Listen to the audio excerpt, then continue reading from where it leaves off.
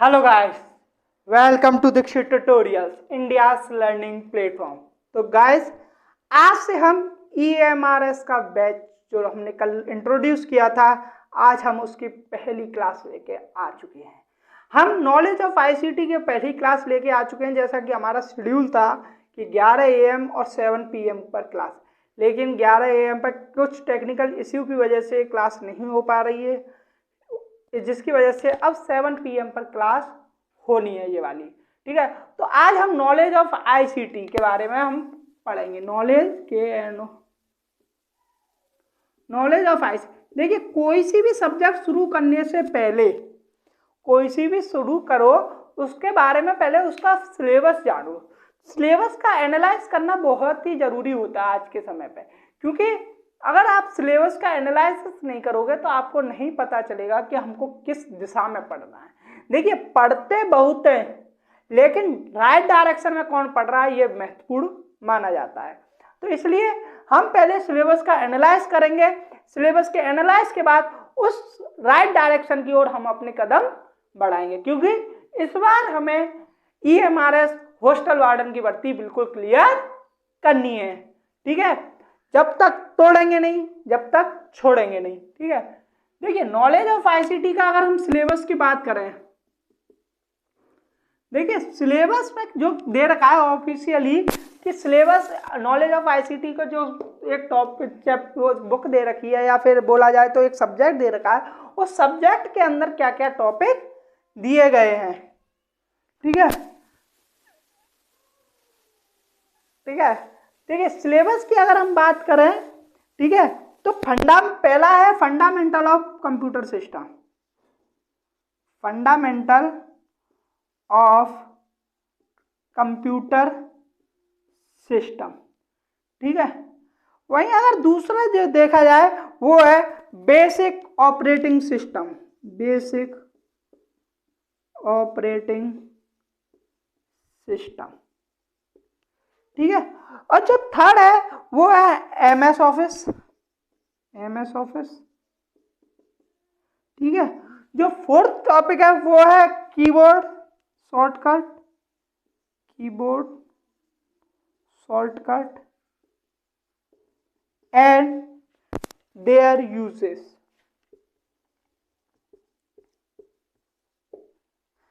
ठीक है, और जो नेक्स्ट है वो है इंपॉर्टेंट कंप्यूटर टर्म्स।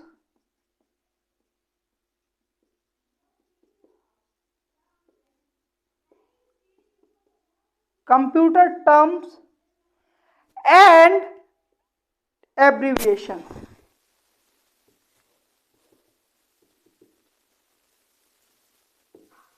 ठीक है, वहीं अगर नेक्स्ट टॉपिक की हम बात करें वो है कंप्यूटर नेटवर्क। Computer network. जो नेक्स्ट टॉपिक जो दे रखा है वो है cyber security and internet. Cyber security and internet. ठीक है, जो जो सिलेबस में जो दे रखा है वो इतना ही टॉपिक का दे रखा है, और इसमें से हमारा जो बनने वाले 20 क्वेश्चन बनेंगे 20 मार्क्स के। उस दिन मैंने आपको बता दिया था कि किस आधार पर बनेंगे। ठीक है, तो हमारे पास जो टॉपिक है वो है 1 2 3 4 5 6 7 टॉपिक। हफ्ते में रहेंगी हमारी 2 क्लासेस। ठीक है, इस हफ्ते 3 क्लासेस होंगी, क्योंकि आज 11 AM वाली क्लास नहीं हो पाई है, तो अब 7 PM। फिर मैं सोच रहा हूँ कि कल 11 AM पर भी मैं नॉलेज ऑफ ICT की क्लास ले लूँ, क्योंकि एक दिन अगर मैं रीजनिंग एंड न्यूमेरिकल एबिलिटी की अगर मैं क्लास लूँगा तो एक आधार पे अगर मैं आपको बता दूँ तो वो इतना आपके लिए रिदम नहीं बना पाएगा, क्योंकि एक दिन पढ़ोगे फिर वो अगले हफ्ते पढ़ोगे तो वो रिदम टूट जाएगा। तो मैं चाह रहा हूँ कि जो मैंने और दीक्षित ट्यूटोरियल की टीम ने मिलके एक जो प्लान बनाया है कि नॉलेज ऑफ ICT के एक टॉपिक को हम कंप्लीट बिल्कुल करेंगे। ठीक है, या तो हम बोला जाए तो इनको हम टॉपिक वाइज बोल सकते हैं, या फिर हम ना चैप्टर वाइज भी बोल सकते हैं। ठीक है, ठीक है, तो इस वजह से 3 क्लासेस रहेंगी। आज 7 PM, कल 11 AM and then 7 PM again. ठीक है, तो नॉलेज ऑफ आईसीटी के अब हम अपने टॉपिक पर शुरू करते हैं। ठीक है, देखिए कंप्यूटर क्या होता है, सबसे पहली बात है कि कंप्यूटर होता क्या है। ठीक है, कंप्यूटर शब्द की उत्पत्ति कैसे हुई है। ठीक है, पहले यहां लिख देता हूं introduction of computer, introduction of computer. देखिए मैंने पहले भी आपको बताया था, अभी भी मैं आपको बता के चल रहा हूं, 20 क्वेश्चन आने हैं 20 मार्क्स के। ठीक है, तो इसलिए इस टॉपिक को स्किप, मतलब इस नॉलेज ऑफ आईसीटी को, देखो ये सब्जेक्ट एक ऐसी है जो हमको क्या है कि बच्चों से आगे लेके जाएगी, क्योंकि बहुत बच्चे ऐसे होते हैं जो ट्रिपल-सी पास तो कर लेते हैं लेकिन कभी तुक्के में पास करते हैं। मोस्टली बच्चे तुक्के में पास करते हैं, क्योंकि उसमें क्या है कि नेगेटिव मार्किंग होती नहीं है। ठीक है, लाने कितने मार्क्स हैं, 50% लाने हैं। ठीक है, डी पे भी पास हो जाते हैं, तो इस वजह से बच्चे ज़्यादा इसको सीरियसली नहीं पढ़ते। प्रैक्टिकली सभी को आता है कंप्यूटर, मोस्टली लोगों को आता है, लेकिन थ्योरेटिकली बेस पे बहुत कम बच्चे जानते हैं। ठीक है, तो हम बताएं, अगर हम इंट्रोडक्शन की बात करें तो जो कंप्यूटर है, कंप्यूटर की जो उत्पत्ति हुई है वो हुई है कंप्यूट शब्द से। कंप्यूट, इस कंप्यूट का मतलब होता है गणना करना। क्या होता है, गणना करना। ठीक है, कंप्यूटर शब्द की उत्पत्ति किससे हुई है, कंप्यूट शब्द से हुई है, और इसके जो अर्थ होता है वो होता है गणना करना। ठीक है, अतः अगर हम बात करें तो कंप्यूटर का जो मीनिंग रहेगा वो हो जाएगा गणना करने वाला, गणना करने वाला। ठीक है, कंप्यूट शब्द से बना है जिसका अर्थ होता है गणना करना, वहीं कंप्यूटर का शाब्दिक अर्थ होता है गणना करने वाला। गाइस, हैंड रिटन नोट्स बनाते चलना, साथ के साथ नोट्स आपको एग्जाम पॉइंट ऑफ व्यू से बहुत इंपॉर्टेंट है, रिवीजन बेस के लिए प्लस टेस्ट सीरीज के लिए। टेस्ट सीरीज में क्या किया, हम दोबारा से आप लेक्चर्स नहीं देखोगे, तब आपको अपने नोट्स का ही सहारा लेना पड़ेगा। ठीक है, तो अब मैं बता दूं कि कंप्यूटर क्या है। देखिए कंप्यूटर क्या है, एक इलेक्ट्रॉनिक मशीन है, इलेक्ट्रॉनिक मशीन। ठीक है, ये इलेक्ट्रॉनिक मशीन है, कंप्यूटर एक इलेक्ट्रॉनिक मशीन है जो क्या करता है, डाटा या निर्देशों को, जो आपके द्वारा दिए गए डाटा या निर्देशों को क्या करता है, ये इनपुट के रूप में ग्रहण करता है। ठीक है, इनपुट के रूप में ग्रहण करता है डाटा और निर्देशों को, डाटा एवं निर्देशों को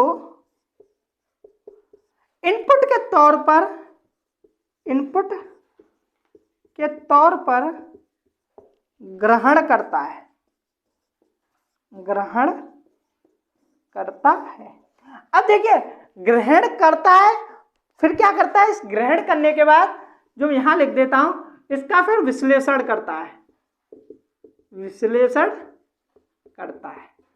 फिर विश्लेषण करने के तत्पश्चात ये आपको आउटपुट देता है, आवश्यक आउटपुट देता है। ठीक है, तो पहले क्या करता है, डाटा एवं निर्देशों को पहले इनपुट में लेगा, फिर उनका वो विश्लेषण करेगा।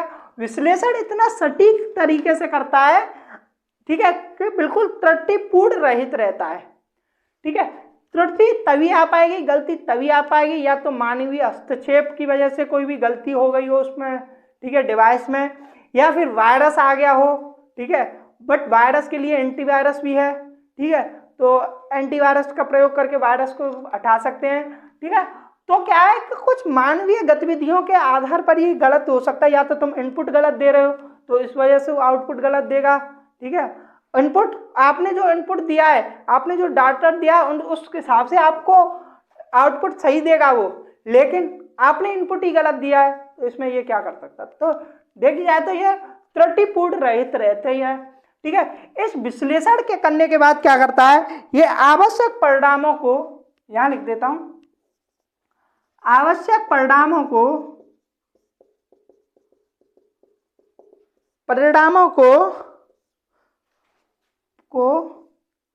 आउटपुट के रूप में, आउटपुट के रूप में देता है। ठीक है, एक क्या करता है, निश्चित प्रारूप में क्या करता है, एक आउटपुट के रूप में हमको दे देता है। ठीक है, ये था कंप्यूटर। कंप्यूटर क्या है, इलेक्ट्रॉनिक मशीन है जो कि क्या करता है, डाटा एवं निर्देशों को इनपुट के तौर पर ग्रहण करता है, फिर उसका विश्लेषण करता है, विश्लेषण करने के बाद आवश्यक परिणामों को एक निश्चित प्रारूप में आउटपुट के रूप में देता है। ठीक है, अब मैं आपको बता दूं कंप्यूटर की वो क्या रहती है। देखो कंप्यूटर के अगर फुल फॉर्म की बात करें तो क्या रहती है, मैं आपको बता देता हूं। ठीक है, COMPUT।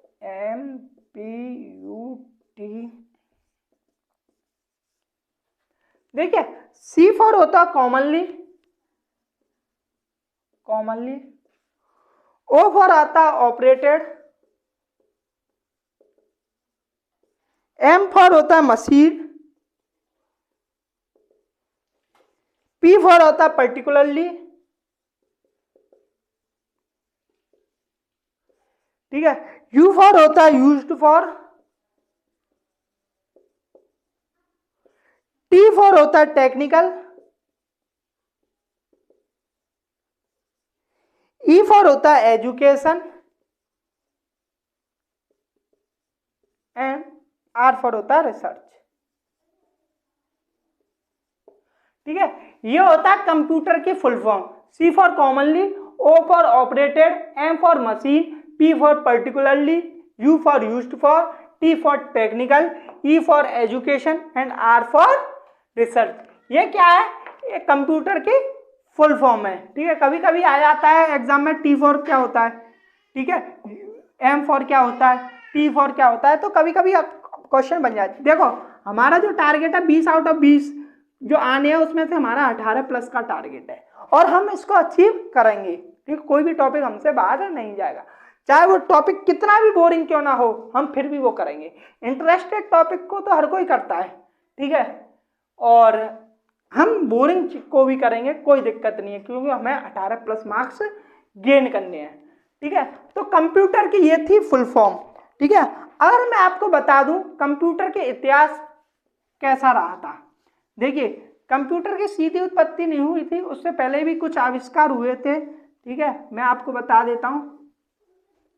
ठीक है, एक साथ लिख देता हूं मैं आविष्कार, एक तरफ में लिख देता हूं आविष्कार करता,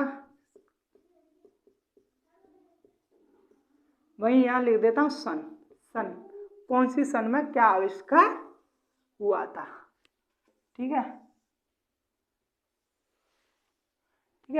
जो पहला है वो मैं आपको बता दूं, वो था अबेकस। क्या था, अबेकस। ठीक है, अबेकस की जो खोज की थी वो किसने की थी, ला काइचिन। कहाँ के थे ये, चीन के। कब की थी ये, 16वीं शताब्दी में, 16वीं शताब्दी में। ठीक है, वही अगर मैं दूसरा नाम बता दूं, नाम था नेपियर्स बोन्स।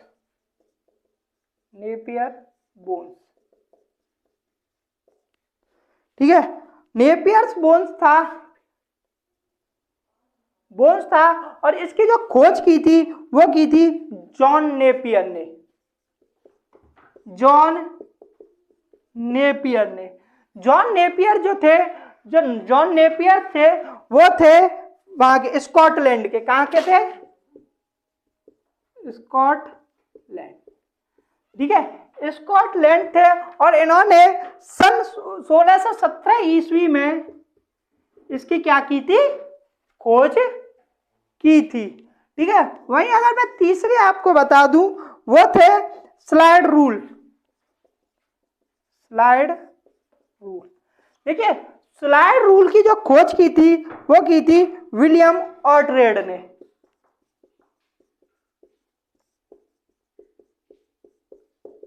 विलियम ऑर्ट्रेड जो थे वो विलियम ऑर्ट्रेड जर्मनी के थे। ठीक है। और इन्होंने सन 1620 ईस्वी में क्या की थी, इसकी खोज की थी। वहीं अगर मैं आपको फोर्थ बता दूं तो पास्कलाइन, पास्कलाइन, ठीक है, पास्कलाइन, जिसकी खोज किसने की थी, ब्लेज पास्कल ने। जो ब्लेज पास्कल थे वो थे फ्रांस के, कहाँ के थे, फ्रांस के। और इन्होंने सन 1642 ईस्वी में इसकी खोज की थी। वहीं अगर मैं आपको बता दूं जो फिफ्थ था वो था लेबनीज का यांत्रिक कैलकुलेटर, लेबनीज का यांत्रिक कैलकुलेटर,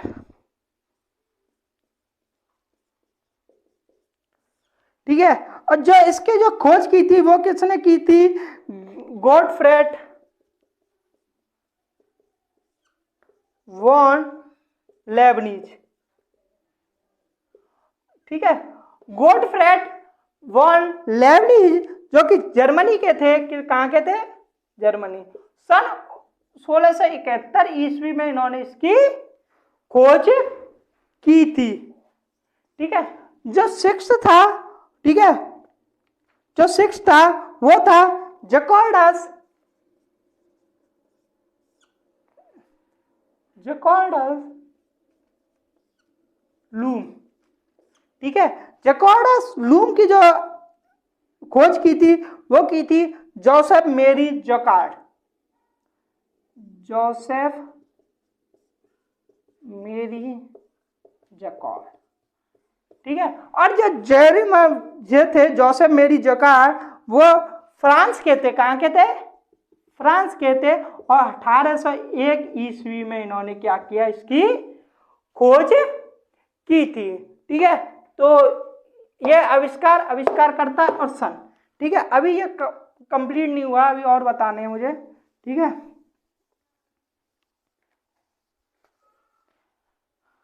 देखो गाइस, आप नोट्स बनाते चलना, हैंड रिटन नोट्स, बिना हैंड रिटन नोट्स के कुछ नहीं है, ठीक है ना।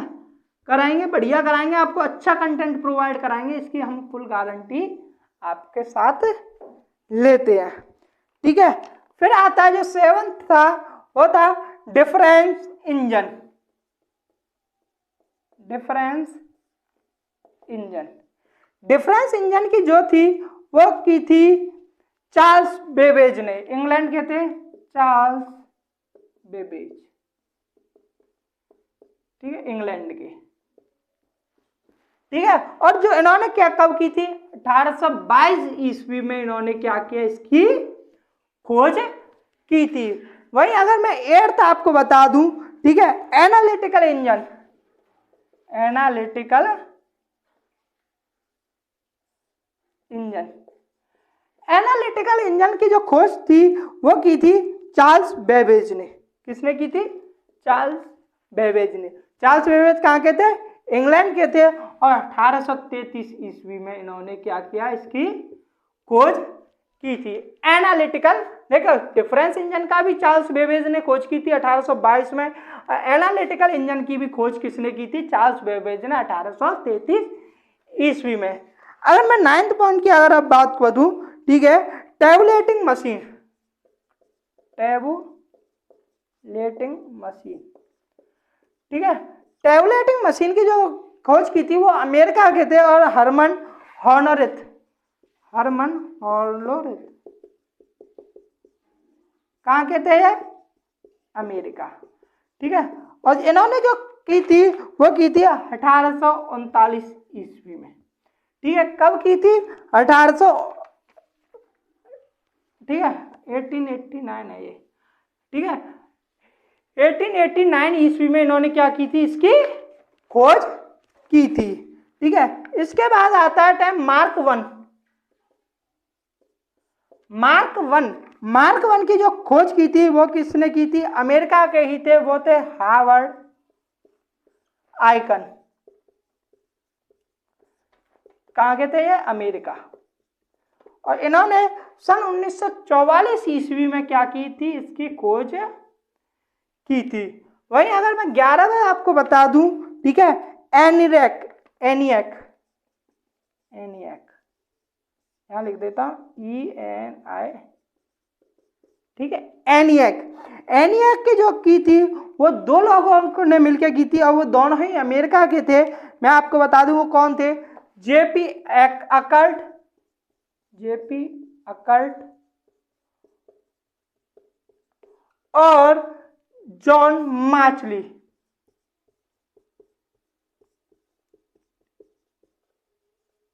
ये दोनों ही कहां के थे, अमेरिका, ठीक है, ये दोनों अमेरिका के थे।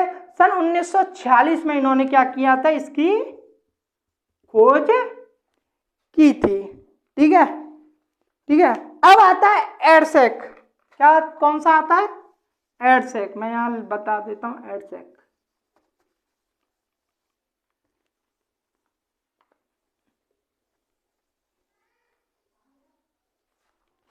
एडसेक के बारे में आपको बता देता हूं, ठीक है।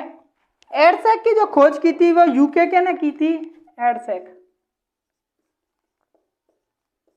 यहां लिख देता हूं एडसेक, ठीक है। यूके के थे वो थे बिल्कस, मॉरिस बिल्कस,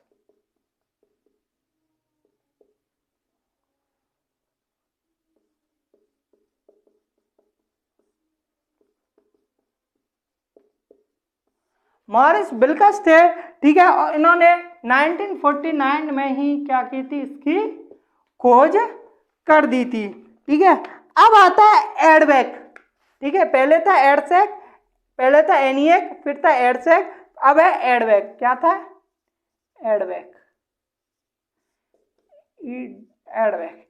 जो एडवेक था उसकी जो खोज की थी वो अमेरिका के जॉन वान न्यूमैन ने की थी, जॉन वान न्यूमैन। कहाँ के थे, अमेरिका के, ठीक है, अमेरिका के थे। सन 1950 ईस्वी में इन्होंने क्या की थी, इसकी खोज की थी, ठीक है। अब है यूनिवैक, कौन सा, यूनिवैक, यूनिवैक, यूनिवैक भी अमेरिका के ने की थी। और जो कौन नाम थे, जे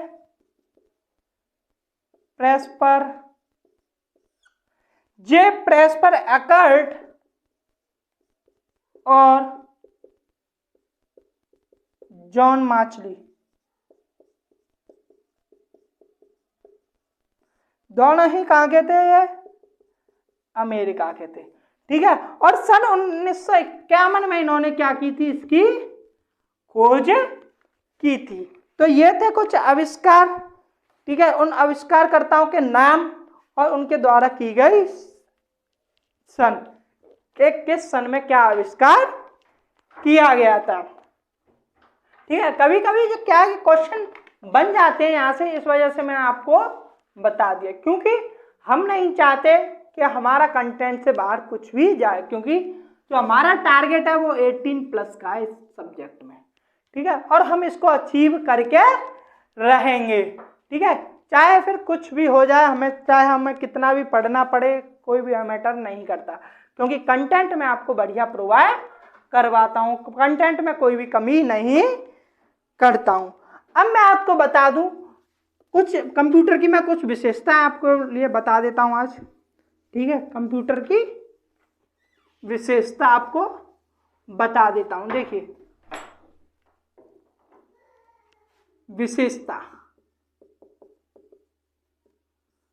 देखिए पहली तो इसकी विशेषता है, ये गति के साथ काम करता है, गति, ठीक है।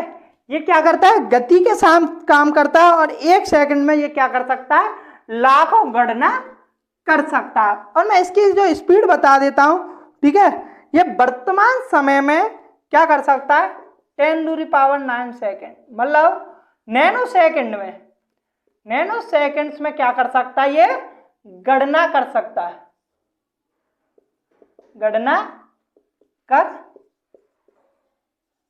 सकता है, ठीक है। अब मैं आपको बता दूं कि जो प्रोसेसर की गति है, प्रोसेसर की गति को, प्रोसेसर गति को हर्ज, एच जेड से इसको डिनोट करते हैं, एच जेड हर्ज, ठीक है, हर्ज से मापते हैं, से मापते हैं, ठीक है, हर्ज से मापते हैं, ठीक है। अब क्या करता हूं, दूसरा जो विशेषता है वो था स्वचालित, ठीक है। एक बार क्या करते हैं इसमें, अगर आपने डाटा और निर्देश को दे दिया, ठीक है, डाटा और निर्देशों को इसमें दे दिया, तो ये खुद ही स्वयं ही क्या करता है, उसका विश्लेषण करता है और स्वयं उसको आउटपुट आपको दे देता है, ठीक है। खुद अपने अंदर ही सब कुछ करता है, इनपुट देने के बाद जो विश्लेषण करता है, उस विश्लेषण करने में मानवीय हस्तक्षेप नहीं होता है। त्रुटिपूर्ण कार्य, तीसरा था त्रुटि रहित कार्य, त्रुटि रहित कार्य। त्रुटि रहित कार्य की मैं आपको बता दूं, मैंने पहले भी बताया कि इसके जो लगभग है वो गलतियां लगभग नगण्य होती हैं, ठीक है। कोई भी इसमें ऐसी बड़ी गलती नहीं होती, ठीक है।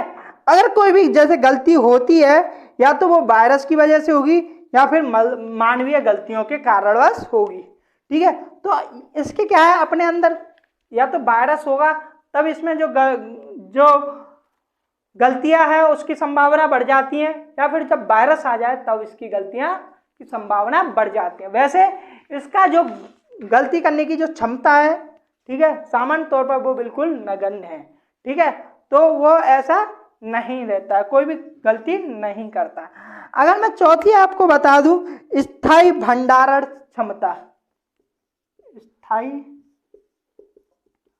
भंडारण क्षमता, ठीक है। स्थायी भंडारण क्षमता की आपको मैं बता दूं कि क्या करता है, ये इलेक्ट्रॉनिक ढंग से संग्रहित करता है और सूचना के समाप्त होने की संभावना इसमें नगण्य रहती है। अगर आपने एक बार इसमें अपना डाटा अगर सेव कर दिया, तो यहाँ पर क्या है कि सूचना के जो समाप्त होने की जो संभावना रहती है वो बिल्कुल नगण्य रहती है, ठीक है। और कंप्यूटर में जो भी जैसे मेमोरी हुआ, ठीक है, मेमोरी होते हैं ना, डाटा सूचना या निर्देशों को सेव करने के लिए कि तो क्या करता है, जो इसकी जो मेमोरी रहती है, कंप्यूटर की जो मेमोरी रहती है डाटा हुए निर्देशों को सेव करने की, तो वो स्थायी भंडारण क्षमता होती है उसकी, ठीक है। तो स्थायी भंडारण क्षमता के लिए हमेशा किसका प्रयोग किया जाता है, मेमोरी का प्रयोग किया जाता है। और वो मेमोरी किस में पाई जाती है, कंप्यूटर में पाई जाती है, कंप्यूटर में इसमें क्या है कि लगाई जाती है। अगर हम पांचवा इसकी बात करें तो प्राइवेसी का भी पूरा ध्यान रखा जाता है, गोपनीयता, ठीक है। अगर आपको वह है कि कोई भी बाहरी व्यक्ति आके आपके सिस्टम को अगर चेक करके आपका डाटा चुरा सकता है, तो उसमें लॉक की भी सुविधा दी गई है, आप उसमें अपना लॉक लगा के भी रख सकते हैं, ठीक है। जल्द निर्णय लेने की क्षमता, जल्द निर्णय लेने की क्षमता, जल्द निर्णय लेने की क्षमता से जो आस है वो है, जैसे जब विश्लेषण करता है, ठीक है, तो वो विश्लेषण क्या है, वो तीव्र गति से विश्लेषण करता है। मैंने आपको पहले बताया था कि हमारे द्वारा उसमें इनपुट दिया जाता है, ठीक है, लेकिन वो विश्लेषण जब करता है, ठीक है, स्वचालित रूप से वो विश्लेषण जब करता है तो बड़ी तीव्र गति से करता है, ठीक है। जल्दी उसका विश्लेषण देके आपको जल्द ही क्या कर देता है, आपको आउटपुट प्रोवाइड करवा देता है, ठीक है। तो कार्य की एक रूपता, मतलब बार बार कोई एक काम को ही करवाओ फिर भी आप उसकी गति में कोई परिवर्तन नहीं आता, ना वो बोरिंग फील करता, ठीक है। जैसे तुम हो ना, एक सब्जेक्ट को पढ़ते आ रहे, बोर हो गए, ठीक है, ऐसे वो बोर नहीं होता, क्योंकि उसको पता है कि उसको काम करना है, ठीक है। आपको भी पता होना चाहिए कि आपको क्या काम करना है, अपने जो काम आपने सेट किया उसको काम को आपको करना ही होगा। कंप्यूटर से आ रहे, आप कंप्यूटर से कीजिए ना कि कार्य की एक रूपता, जो सातवां जो पॉइंट रहता है वो क्या रहता है, कार्य की एक रूपता,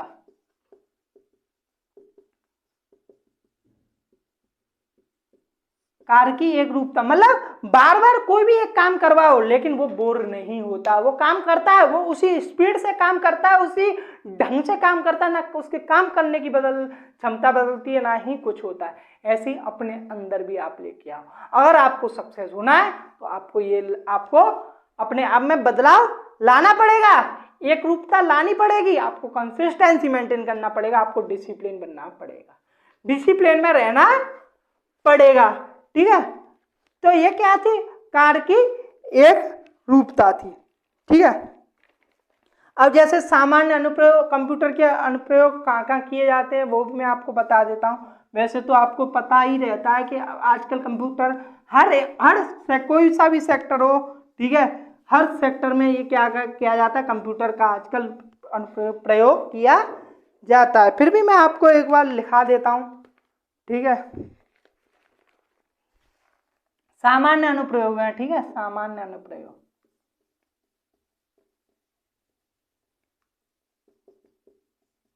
ठीक है, जो पहला सूचनाओं का आदान प्रदान,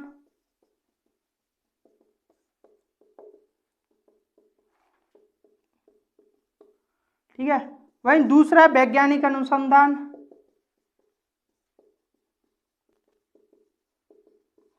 ठीक है, तीसरा शिक्षा, चौथा रेलवे और वायुयान आरक्षण। ये सब आपको पता है वैसे। ठीक है, डाटा प्रोसेसिंग, ठीक है, और जो छठवा है वो चिकित्सा। ठीक है, जो सेवंथ है वो क्या है, बैंक। एट्थ प्रकाशन, ठीक है, नौवा प्रशासन,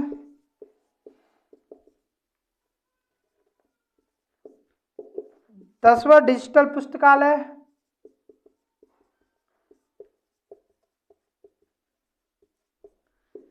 ठीक है, 11 उद्योग व व्यापार, 12 में मनोरंजन, ठीक है, 13 मैं आपको बता दूं रक्षा, चौथा अंतरिक्ष प्रौद्योगिकी,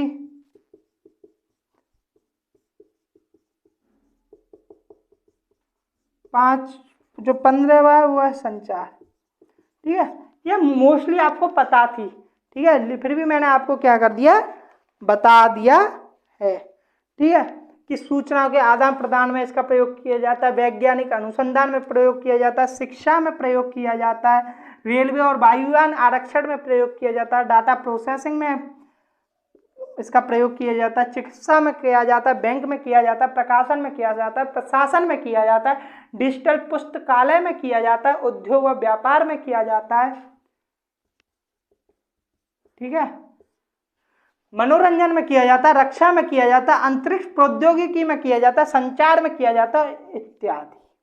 ठीक है, जो 15 जो नाम थे वो मैंने आपको बता दिए। ठीक है गाइस, और इसकी मैं आपको बता दूं, ठीक है, कि त्रुटि रहित कार्य करता है ये। ठीक है, समय की इससे बचत होती है, कार्य की गुणवत्ता बढ़िया रहती है इसकी। ठीक है, कागज की भी बचत होती है भाई, प्रोसेसिंग, पहले कागज में क्या डाटा सेव लिख के रखना पड़ता था, लेकिन अब क्या डाटा सेव कर लो किसमें, ठीक है, कंप्यूटर की मेमोरी में कर लो। ठीक है, तो ये क्या है कि इसका कुछ सामान्य प्रयोग थे जो मैंने आपको बता दिए। ठीक है, तो अभी आज के लिए इतना ही करते हैं। ठीक है, एक मैंने आपको एक कंप्यूटर का एक इंट्रो दिया है, कल से हम बाइफरकेशन कर देंगे कि हार्डवेयर के बोलते हैं ना, जैसे हार्डवेयर के आधार पर कंप्यूटर कितने प्रकार के होते हैं, साइज के आधार पर कितने प्रकार के होते हैं, ठीक है, कार्य पद्धति के आधार पर कितने प्रकार के होते हैं, तो ये सब हम कल पढ़ेंगे इस आगे वाले लेक्चर में। तो 11 AM पर कल की क्लास जरूर होगी, बट क्लास होगी नॉलेज ऑफ ICT। आज 7 PM पर हो रही है। आज टेक्निकल इश्यू की वजह से हम क्लास एक अपलोड नहीं कर पाए हैं, इसके लिए हम आपके तहे दिल से आपके माफ़ी मांगने योग्य हैं। ठीक है, तो अगर आपको ये सेशन अच्छा लग रहा है तो ज़्यादा से ज़्यादा इसको शेयर कीजिए। ठीक है, और EMRS का जो बैच हमने लॉन्च किया है, जो हमारे प्रतिबद्धता दिखाई है, वो प्रतिबद्धता आप अपने अंदर लेके आइए, वो जुनून लेके आइए, वो जज्बा लेके आइए अपने अंदर। ठीक है, तो आज के लिए बस इतना ही। बस ज़्यादा से ज़्यादा इसको शेयर कर दिया करो, सब्सक्राइब कर दिया करो, लाइक नहीं किया तो लाइक भी कर दो वीडियो को। जय हिंद, जय भारत।